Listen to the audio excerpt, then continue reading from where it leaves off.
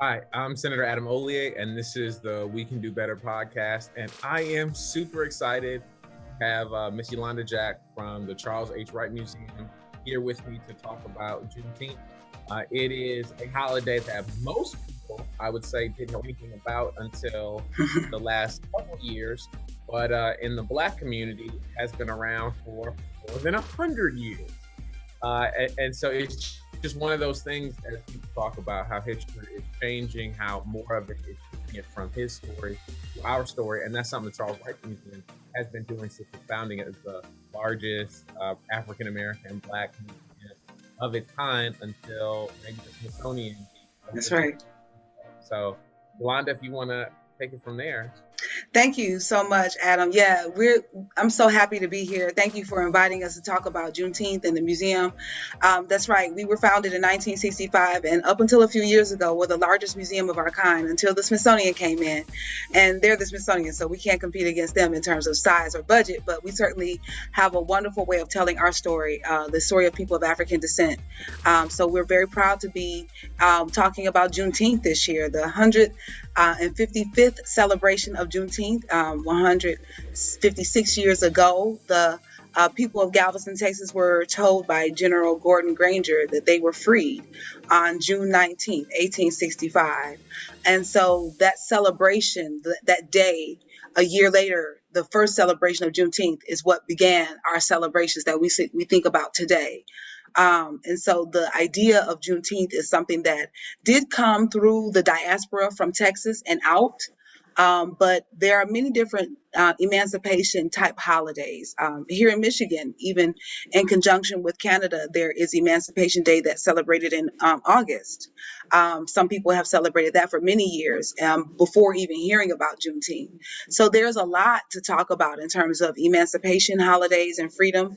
But as relates to what we are doing this year for Juneteenth, starting tomorrow, you can go to the museum's website and see the museum's website is thewright.org, THE.org, THEWRIGHT.org, and be able to see our participation in a great partnership, a collective called the Black Freedom Collective.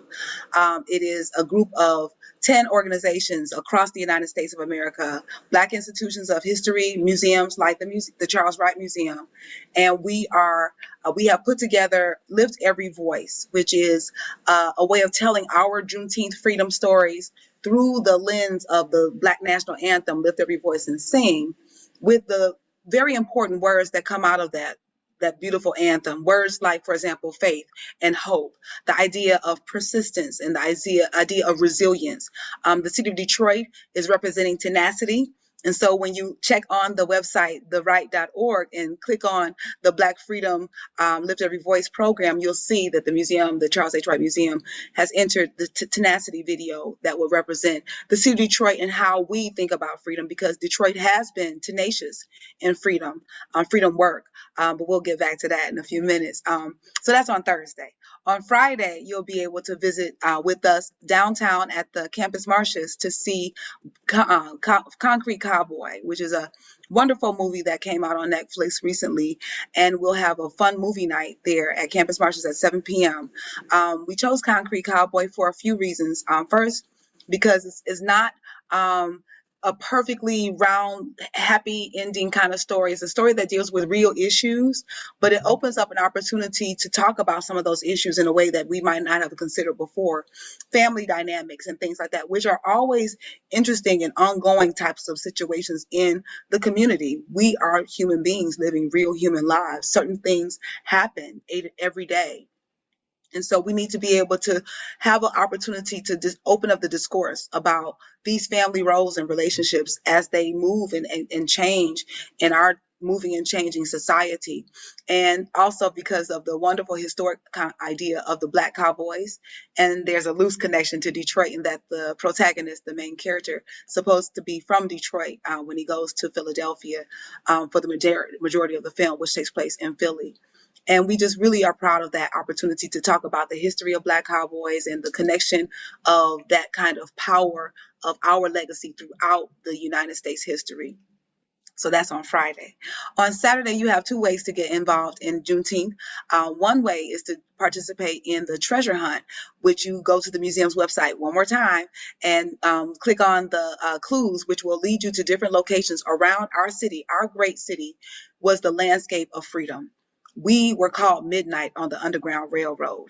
To get to Detroit meant many, many things for a lot of people who were enslaved, because once you got here, it was likely that you literally could get to the land of freedom, which was Canada at that time, for most people because of the fugitive slave laws, which would prevent you from being fully free once you even arrived in a northern city like Detroit. Yolanda, So let go me ahead. just there, because as we talk about what that meant and what it meant to be free, and in the context of Juneteenth, I think it's important to talk about the difference between the number of years or the time between the end of the Civil War and when Juneteenth Mm. is. So can you tell what that gap is? Yeah, sure. So there was a lot going on in the Civil War and in the 1860s. There's a lot going on in the United States. And so when the Civil War began in 1861, it was supposed to be just about this frustration between the North and the South and how policy was going to go. A lot of people didn't really want to admit that it was about enslavement. And that was the core issue, and the money that was connected to enslavement. The fact that through enslavement, the Southern planters were filthy wealthy. They had a lot of money because they didn't have to pay for this work and for the labor of these men and women who were doing all this great labor as it related to cotton or rice or indigo or sugar, because it wasn't just cotton that was the cash crop at that time, but was one of the main cash crops. But then rice really is what set the United States on in terms of enslavement. So the idea of the Emancipation Proclamation, which was written in 1862, September 22nd, 1862, and it went into effect on January 1st, 1863. What that document did was it freed those who were enslaved in the Confederate rebel states, those states that had seceded from the United States, from the Union, as it were. And it was to it was really an opportunity for President Lincoln to militarize those enslaved people, to now make them to enlist them, or to enroll them, or what's the word, to bring them into the military forces. We had the Army and we had the Navy at that time, and almost 200,000 men and some women would eventually become the men who largely were the men who joined the Union fight. And once the Union troops got to a new place, or once they got to a new plantation, that plantation would be liberated, and those who were enslaved could call themselves free, and those able-bodied men could be immediately inducted into the Union troops and become a part of the Federal Army.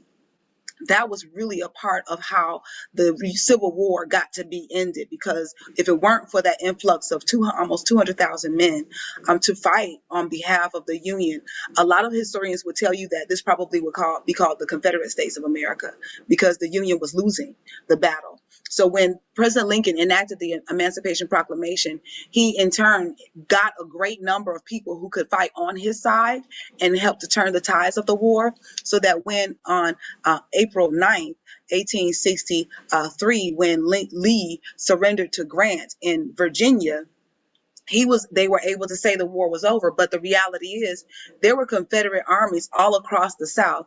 Lee surrendered the Confederate Army of Northern Virginia. He didn't surrender all of the war. He didn't surrender the entire war, because these other Confederate armies did not lose their fight. They didn't lose their fighting spirit. So they did continue to fight. And so as the Union troops were able to meet them and quell those other uprisings and those continuing fights, this is how it took so long to get from the Emancipation Proclamation in 1863 to the freedom that the men and women of Galveston, Texas found. It took that long to get from Virginia to Texas. Texas was one of the furthest, most remote points in the United States at that point, and to a degree that the plantation owners at that time did not want to give their enslaved men and women freedom. They, of course, had heard about the Emancipation Proclamation. They, I'm sure, had heard about the end of the war. Some historians say that the messenger who was supposed to go deliver the news was killed. Some say that the Union fighters had to continue fighting, and it just took a lot of time because they would meet so many fierce Confederate soldiers in their zeal to maintain the Confederacy, that they had to fight and win over them.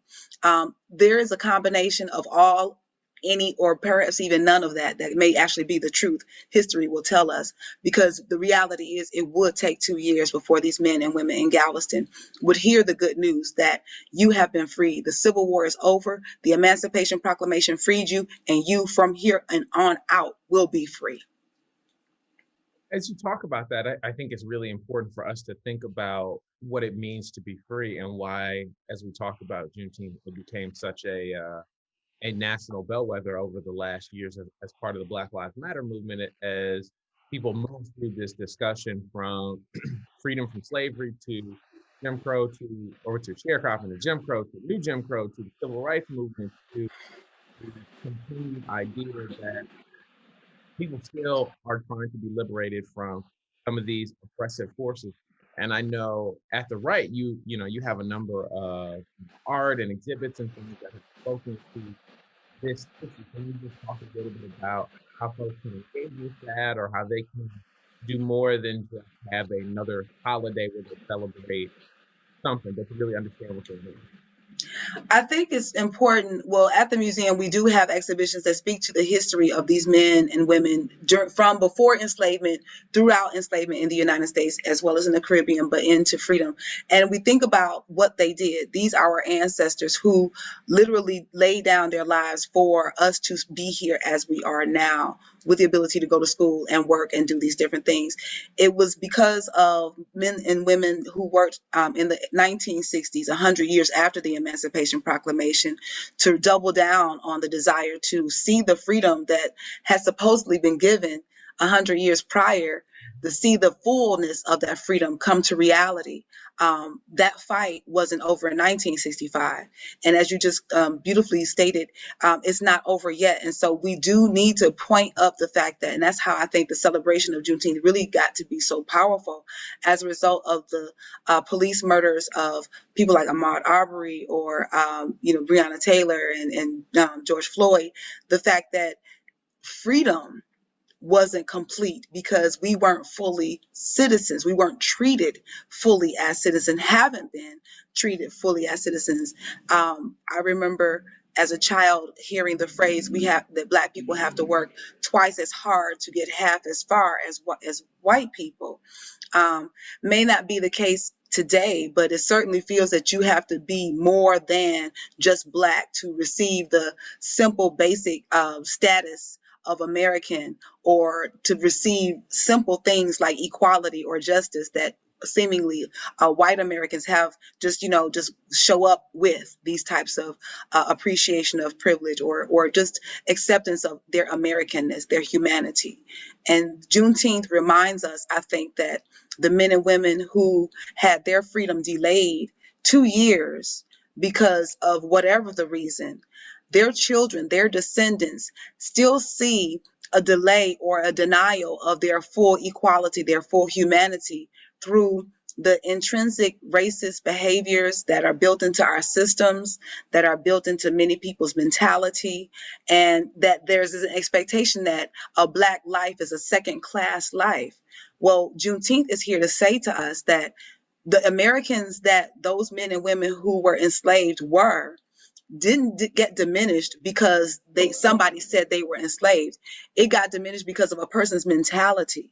They themselves didn't diminish themselves. They weren't diminished. They were human beings fully and 100%, just as they were. Someone said they were 3/5 of a person. We have to change that discourse and begin to assert our wholeness and assert our fullness. And I think that the celebration of holidays like Juneteenth and Kwanzaa and the celebration of Black History Month gives us an opportunity to fully express our humanity and fully express how not only do we bring value and have we brought value to the United States of America, but how our values are woven into the American values that are supposedly separate from us. The Yep. things that we think about as American are as Black as they are white, or as Asian as they are Latinx, or whatever. We here, if you are here in these United States of America, and I don't care if your generations have been here for 3 or 4 or 2 generations or 1 or this, or you're the first one here. Once you become a citizen, you have the right as a citizen to lay claim to everything that America has to offer. And Juneteenth reminds us, absolutely, Black people had that right then and still do now. And I'm glad you mentioned that as you talk about some of the issues of rights in that space. How do people how should people engage with Juneteenth, right? Is it a celebration like the 4th of July where we fireworks? Should it be more somber like Memorial Day where we are, going to a cemetery where we're honoring folks? Like, what kind of a and not to say that there is one way to celebrate Juneteenth, but for folks who, maybe did not grow up celebrating Juneteenth or are coming, how should they consider and to approach Juneteenth for folks who are like, I want to do this respectfully. I want to be a part of this tradition. I want to teach my kids about this. Right. You're an educator. Where do they start? Honestly, and I think that's a question that I had to ask myself, because I did not grow up celebrating Juneteenth. I had heard of it as a young person, but it wasn't a celebration in my house. So I think in terms of people who want to celebrate Juneteenth, do what you want to do, but also educate yourself. What is Juneteenth? Learn about the history that surrounds the circumstances that brought Juneteenth to be the case. What was enslavement? How was it to be an enslaved person? And then how would you celebrate hearing upon the day that you got free? What does that feel like? I mean, if we were to put ourselves in, if we are to attempt to put ourselves in the places of those men and women in 1865, I know jubilation had to be there. So there is a celebratory aspect. Absolutely. We celebrate the 4th of July. The 4th of July, in fact, that day, 1776, the United States of America wasn't a country yet. That was just the day that they chose to sign the Declaration. And this is the date that we say we're celebrating it. It was the Declaration of Independence. But it wasn't a final thing. America wasn't America quite officially yet at that point.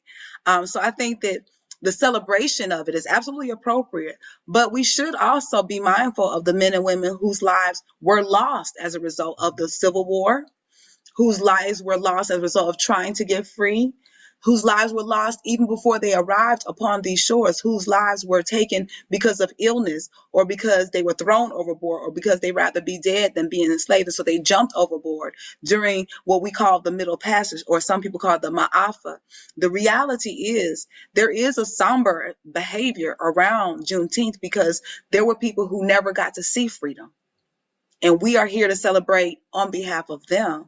But we also should remember that they gave their lives for us to be here. They are our ancestors. We would not be here were it not for them. Like, whether we like it or not, these men and women literally gave us life. So we can honor them and be reminded of what they offered to us through their ability to live and endure the environment of enslavement. Like, I can't imagine what it was like for my great great grandparents to live in a situation where you cannot do what you want to do. When I just get up and go as I want to, when I can choose what job I work at, I can choose what city I live in, I can choose what house in the city that I live, I can choose, we have these options that we could not have had 200 years ago, 300 years ago. And so, yes, you want to celebrate, but also you want to know the history. You also want to reflect upon the importance of what that history means to us now. And as we think about Sankofa, the concept of Sankofa, if you know what happened before, it gives you a good frame of where you are now. And then you can create the future that you would like to see that hasn't been seen yet. So that's what we are to do for celebrating Juneteenth. Know that knowledge, be understanding of where we are currently, and then as a community, as a United States, as a more perfect union, we might venture to figure out how do we go forward together. Perfect. And so people can go to the Wright Museum website, which is The Wright.org. You can go to the Wright Museum to visit the museum. We have what's called time tickets, so you can arrange your visit at the museum. And we are in the COVID protocol currently, you must have a time ticket to visit the museum right now. We are not taking walk-ups, or we can take walk-ups, but the thing is, people have been selecting those spots so frequently that we don't have spaces for people often when they arrive as a walk-up. So I encourage everybody to check out the museums, the Wright Museum's website, thewright.org, to learn about how to get a ticket, but also to get connected to the history surrounding Juneteenth as well. We have the movie night on Friday night. We have the video that's going to be shown all weekend long and beyond. And we have the stroll on Saturday that we've partnered with the Juneteenth Jubilee Committee on Livernois Avenue, the Avenue of Fashion, from noon until 6.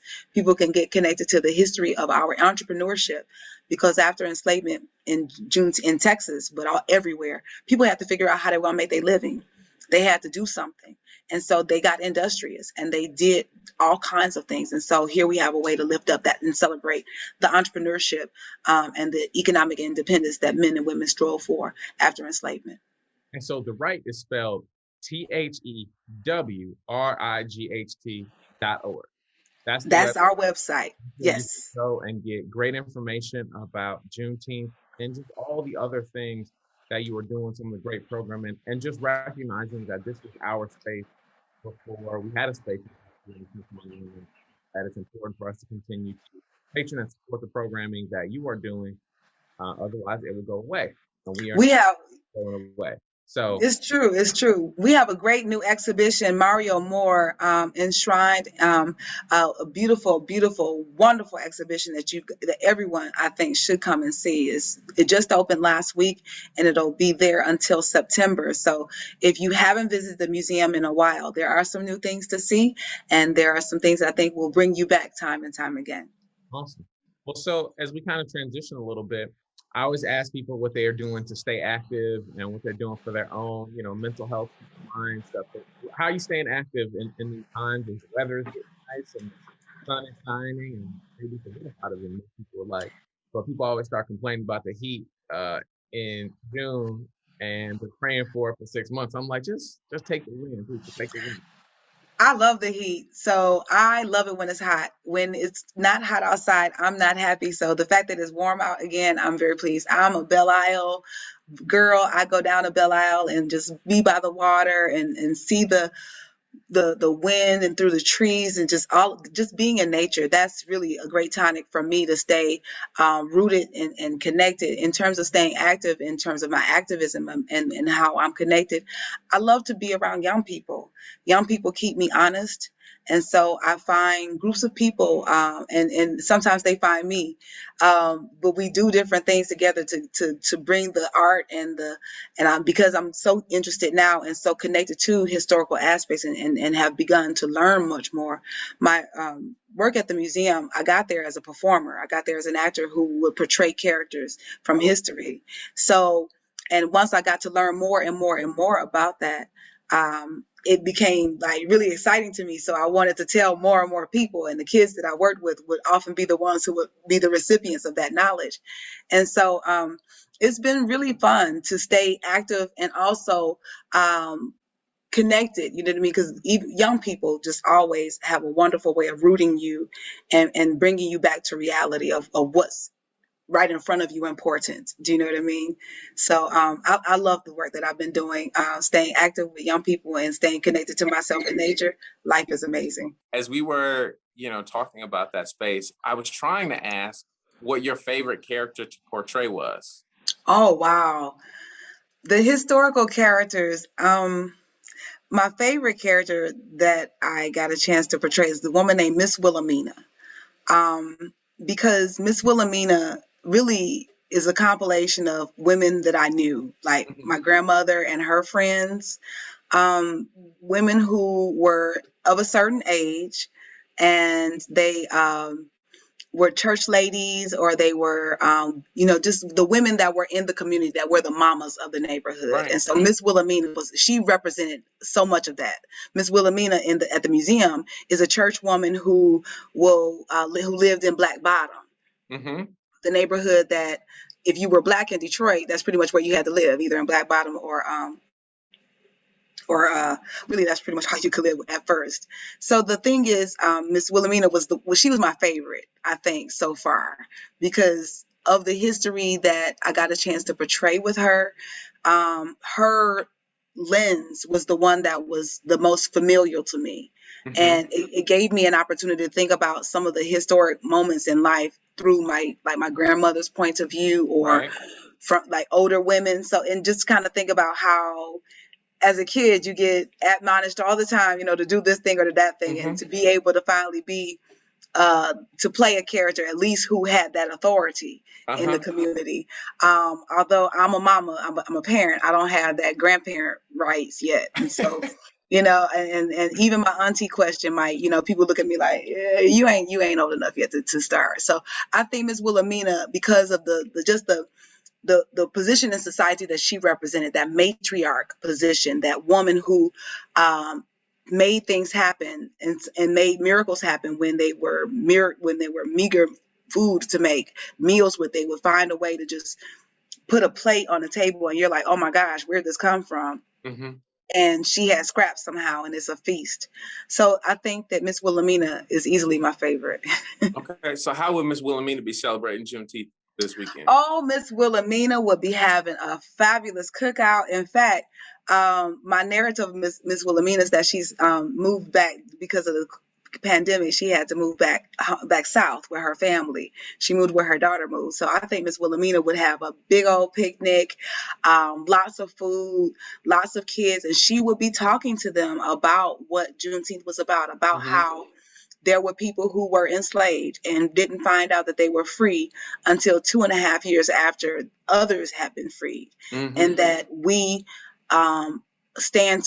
we are able to succeed the way that we are because those men and women worked for free, being brutalized, being treated so horribly, and then gave an opportunity to us by building institutions like churches and schools and establishing businesses and going to work at Ford and moving to Detroit like so many people did. So I think she would be telling that history. I think Miss Wilhelmina would be celebrating the same way that we think about celebrating ancestors when we think about Memorial Day or Veterans Day. Those men and women who are past now, but still their memory is so important to us, because if it wasn't for these big mamas and these uncles and these grandpas that literally walked this earth before, and we don't know their names, all of them. If it weren't for them, we wouldn't be here. So Miss Wilhelmina would be full of celebration and full of joy, and hoping that the young people around her are absorbing this knowledge and then taking it so that they can go do something with it. How can, encouraging them to, what can I do for freedom? How can I bring about more freedom? I certainly think Miss Wilhelmina was involved with Dr. King. Would have been involved with Dr. King if she were a real character. I think women like her certainly were. Yeah. My grandmother was, and her friends were. So I think that I think about people like Miss Rosa Parks, and before she made her transition, how she never gave up civil rights as a behavior or a way of living. She always was thinking about how can we get more free, what can we do, and so that's what I think Miss Wilhelmina will be telling everybody: get us more free, get us more free. Awesome. Well, it was such a pleasure to have this conversation with you, and I look forward to more programming from the Wright and maybe getting you back and partnering to do some more fun and exciting things. Anytime. I hope everybody has a great Juneteenth weekend and celebrates and does some of those kind of things in a really fun and exciting manner. But by remembering, it was something to get here, right? And it didn't just happen overnight. That's and right. We're still a long ways from where we would like to be. But all of that only happens from the people, good people like you reminding us of where we have come from so that we know just where we have left to go. So that's right. Yolanda, thank you so much for joining us on the We Can Do Better podcast, where we try and highlight the stories of people who are doing incredible things in Detroit, in the 2nd Senate District, and across the state of Michigan. So again, have a great weekend. My pleasure. See you soon. Thank you. Happy Juneteenth, everybody. Take care. Bye.